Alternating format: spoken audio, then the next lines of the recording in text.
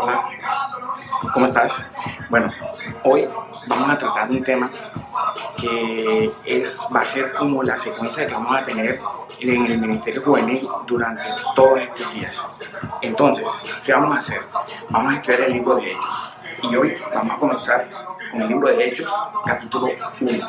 Entonces, te invito a que abras tu Biblia y vamos a leer, ¿vale? Bueno, lo primero, Hechos es un libro que relata los hechos de la iglesia de Jesucristo, digamos que en sus inicios, ¿no? Entonces, inicialmente, el personaje principal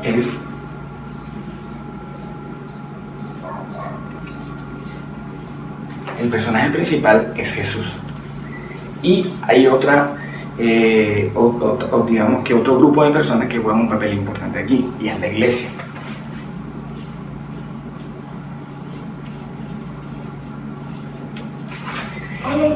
Jesús y la iglesia son dos grupos, digamos que los dos personajes principales que se pueden ver aquí. Entonces, todo esto gira alrededor de algo que es la muerte de Jesús en la cruz. Hoy el mundo se deja probar una nueva versión de ti y de tu banco.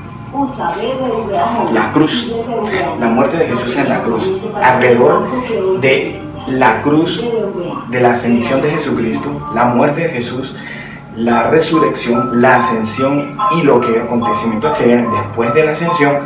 En esto se centra Hechos capítulo 1. Esto que se ve en Hechos 1, desde el 1 hasta el 26, no es más que una ventana. Supongamos que estamos mirando por una ventana.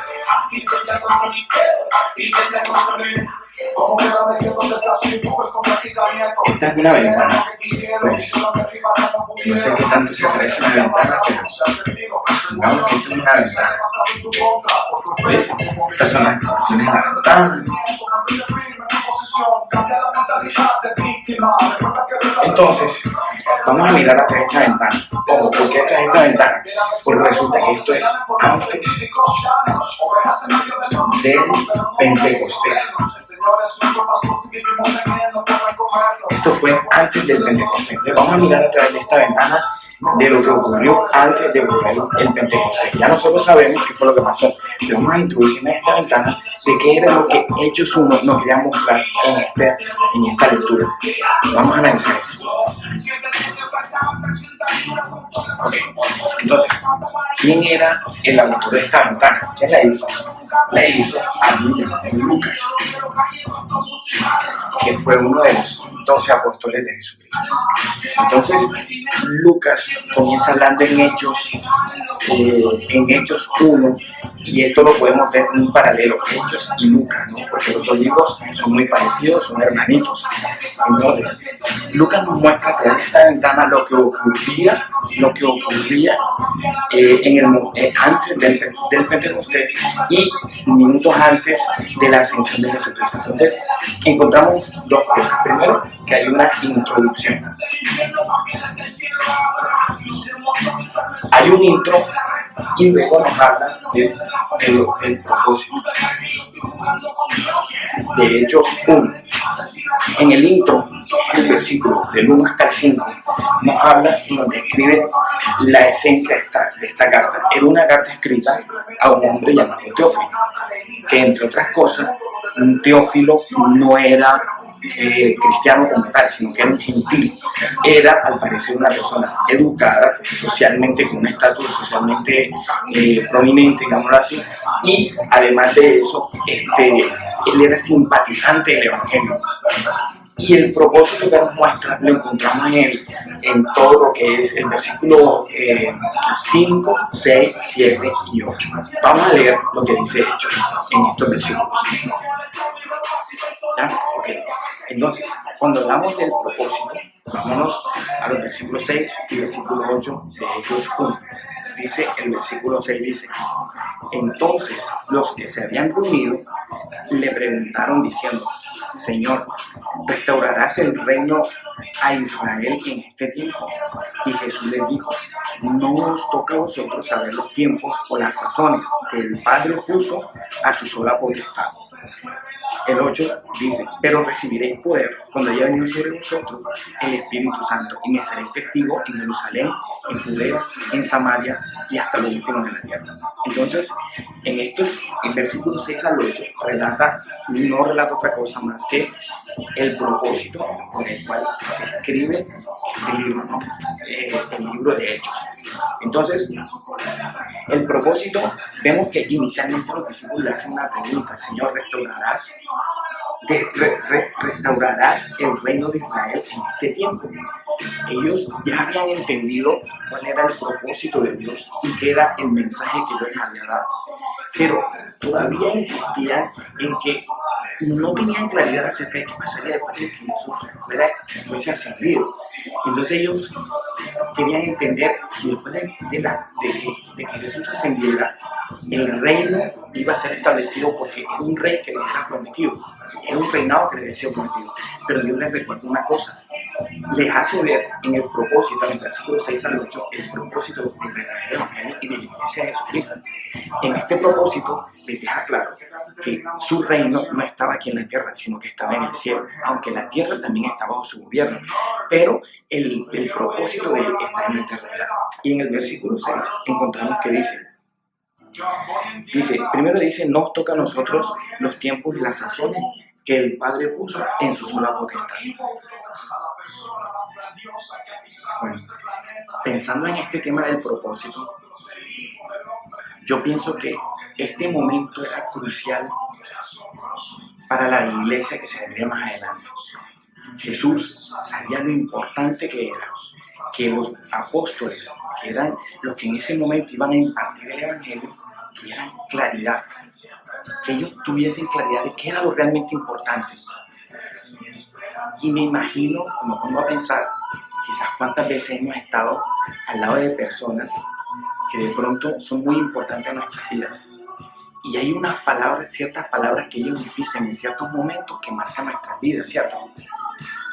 Quizás algún familiar que falleció y de pronto antes de morir en su lecho te dijo: hijo, necesito que busques de Dios, y muere. Algo así era lo que Jesús quería ocasionar o provocar en el corazón de los discípulos. Era algo muy importante, muy determinante en lo que vendría para la iglesia más de ahí en adelante. Entonces, vemos que el propósito de esta lectura, o el propósito de Hechos 1, era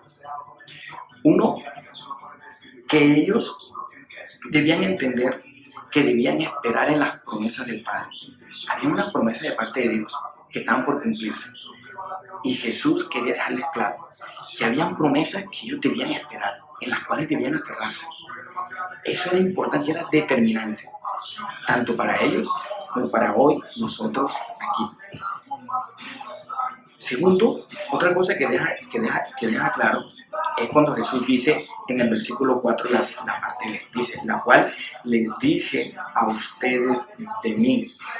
O sea, Jesús ya les había mostrado quién era Él. Jesús se les había presentado, pero Él necesitaba que les quedara claro que no podían olvidarse de todo lo que Él les había enseñado durante todo este tiempo acerca de quién era Él, de su propia naturaleza. Luego sigue diciendo, vosotros seréis bautizados con el Espíritu Santo. Esa era la gran promesa, que una vez Él partiera, una vez Él ascendiera, necesitaban ser bautizados por el Espíritu Santo. Ellos necesitaban, Jesús quería que esa promesa quedara ahí y que ellos tuviesen claro que necesitaban que esa promesa se cumpliese. Tenían que esperar en esa promesa. ¿Cuál era la gran promesa? El bautismo del Espíritu Santo. Ese era algo crucial y determinante. Por eso hoy en día nosotros como cristianos debemos anhelar la llenura del Espíritu Santo. Y si no la tienes, consérvala. Y si no la tienes, es el momento que le comienzas a pedir a Dios: Dios mío, quiero ser bautizado con el Espíritu Santo, quiero ser lleno de ti. Aunque tú, cuando lo aceptas como tu Señor y Salvador, eres marcado por el Espíritu Santo y Él está en ti. Pero ahora necesitas que el Espíritu Santo comience a tomar el control de tu vida, comience a operarlo en tu vida. Eso era lo que Jesús le quería dejar claro a los apóstoles, y eso nos lo iban a enseñar hasta nuestros días hoy. Porque para ti y para mí debe ser muy importante el ser lleno del Espíritu Santo, ser bautizados con el Espíritu Santo, porque ya hemos sido marcados, sellados por Él. Ahora necesitamos que Él comience a operar en nuestras vidas. Ese era otro propósito. Pero viene que dice el versículo 7, dice, no los toca a ustedes saber los tiempos. Cuando Él le pregunta, los discípulos le preguntan, ¿restaurarás el reino de Israel, a Israel en este tiempo? Ellos querían saber, habían entendido el propósito de Dios, pero ellos querían saber. Ellos querían saber, prestame atención a esto, ellos querían saber si después de la ascensión de Jesús, el reino de Israel se iba a establecer. Y ellos ya habían comenzado a creer en una promesa del Señor, que Dios, que Él iba a preparar morada para nosotros y que había un reinado que venía sobre la tierra, y es el reinado de Jesucristo, cuando Él venga por segunda vez. Pero ellos le querían preguntar el tema de los tiempos, pero vemos que quizás para Dios no existe el tiempo, o quizás el término tiempo para Dios no es el mismo término o el mismo concepto que tú y yo tenemos de tiempo.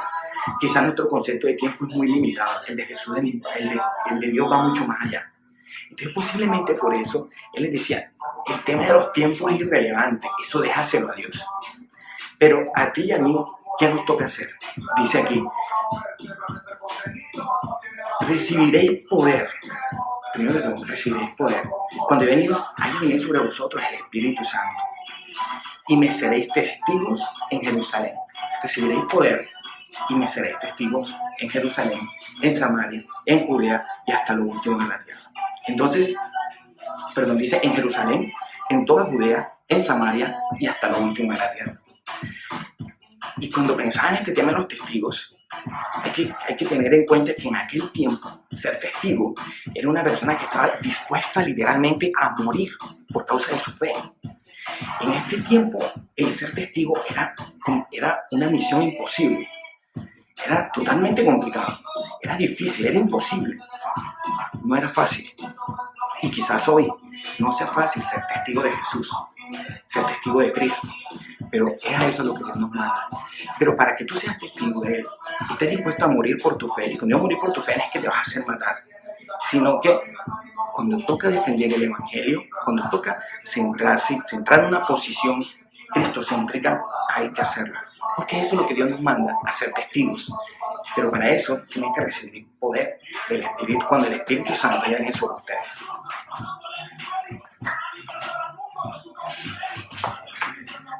Ok, qué pena. Listo. Entonces, hasta aquí hemos visto una cosa. Y son algo que se llama, vamos a colocarlo en esta parte de la cruz, que se llama instrucciones.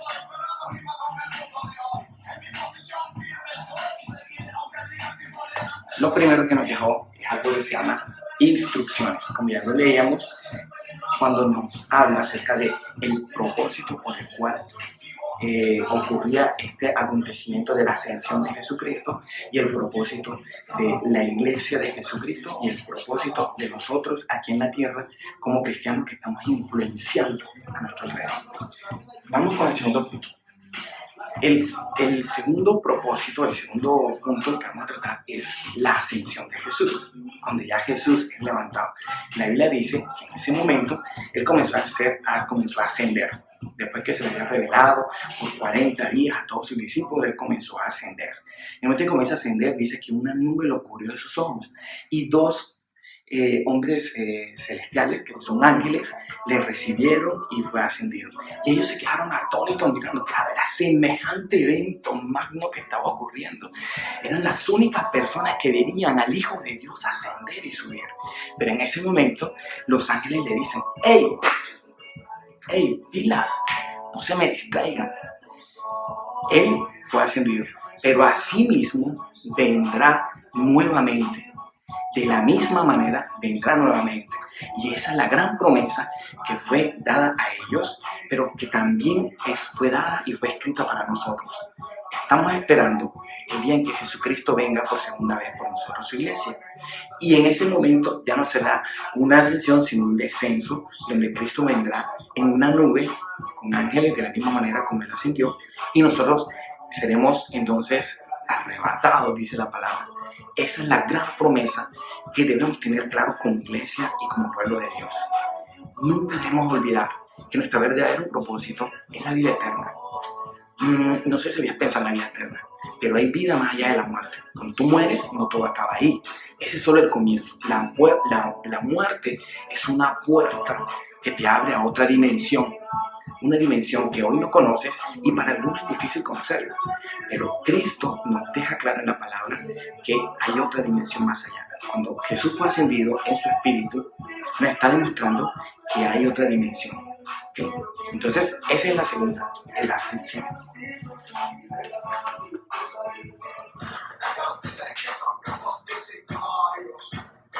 Ok, listo, continuamos.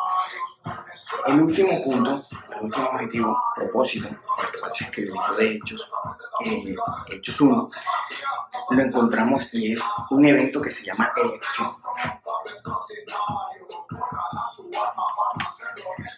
Resulta que cuando Judas traiciona a Jesús, obviamente él pierde su posición como apóstol. Entonces en ese momento Pedro exhorta al resto de los apóstoles y le dice, es necesario reemplazarlo. ¿Cómo lo vamos a hacer?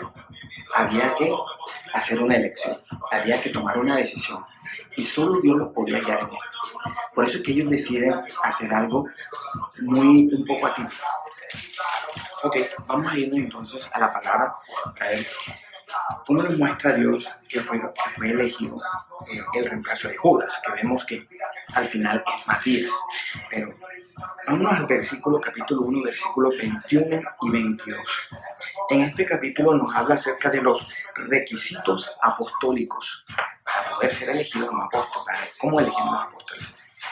Y así mismo, como eran elegidos los apóstoles, demostraba que había cierto criterio para saber que identificaba una persona o diferenciaba una persona de la otra. Hoy en día estos requisitos no sirven para nosotros saber cómo debe ser más o menos el cristiano moderno.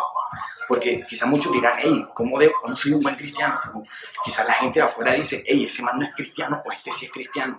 Cada quien tiene un criterio, pero ¿cuál es el criterio de la Biblia? Aquí los apóstoles, cuando eligieron a Matías, muestran una... Listo. ¿Cuáles eran entonces los requisitos para que estas personas fuesen elegidos como apóstoles de Jesús? Aquí lo vemos en Hechos, donde nos muestra cuál era cuál es el concepto que se tiene acerca de un verdadero cristiano, ¿no? Dice el capítulo 1, versículo 21, dice, bueno, pueden leer en sus casas el resto del versículo, pero hay una parte que dice, que haya estado junto con nosotros todo el tiempo que Jesús entraba y salía entre nosotros. Ellos estaban diciendo que uno de los requisitos es que sea una persona que andara con Jesús y que demostrara que su vida se identificaba con su maestro, a quien seguía, que era Jesús. Por eso es que cada día de nuestra vida tenemos que hacernos la pregunta clave, ¿qué haría Jesús en cualquiera que sea la circunstancia que nosotros tengamos, que se nos presente? Esa es la pregunta clave. Y este versículo deja claro que anduviese con Jesús todo el tiempo que entraba y salía. Bueno, la otra característica era que fuese una persona que fuese testigo de la resurrección de Jesucristo, que creyera y confesara libremente que creen en un Cristo, que Jesucristo resucitó, murió en la cruz para salvarte a ti, para salvarte a mí, resucitó, venciendo y exhibiendo públicamente en la cruz del Calvario al enemigo con todos sus secuaces, y poder que tenga libertad, o sea, que sea una persona que pueda confesar la muerte de Jesucristo y su resurrección, ¿no? Y también crea la esperanza de que Cristo viene. Dice la palabra que también dio su resurrección, y lo otro, al final dice que ellos oraron, y miren cómo oraron, decían, Señor, tú Señor que conoce los corazones, queriendo decir que ellos sabían que muchas personas por fuera pueden demostrar muchas cosas, pero quizás en su corazón están lejos de Jesús, están lejos de Cristo. Y ellos decían, Señor, tú que conoces los corazones. Y vemos que muchas veces Jesús, el mismo Dios, mira los corazones de las personas y puede saber qué hay en su vida, y así determina yo algo para su vida, como fue el caso de David, como fue ungido por rey. todos sus hermanos eran aparentemente bonitos, hermosos, e inteligentes, y con todas las características para ser rey. Pero solo David cumplía el tener el requisito de tener un corazón conforme a la voluntad de Dios. Entonces, dice la palabra que oraron de esta manera. Y luego digo, muestra cuál de estos dos escogidos. Al final, en el versículo 26 vemos que dice que ellos echaron suerte. Y esto se puede prestar para polémica, porque eran ¿por qué suerte? Resulta que en el Antiguo Testamento, y todavía hasta aquí, la suerte era manejada por Dios.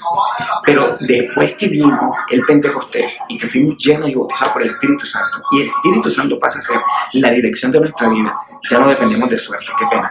La suerte que vaya. Ahora nuestra guía es el Espíritu Santo de Dios. Entonces, ¿para qué suerte si tenemos al Espíritu Santo?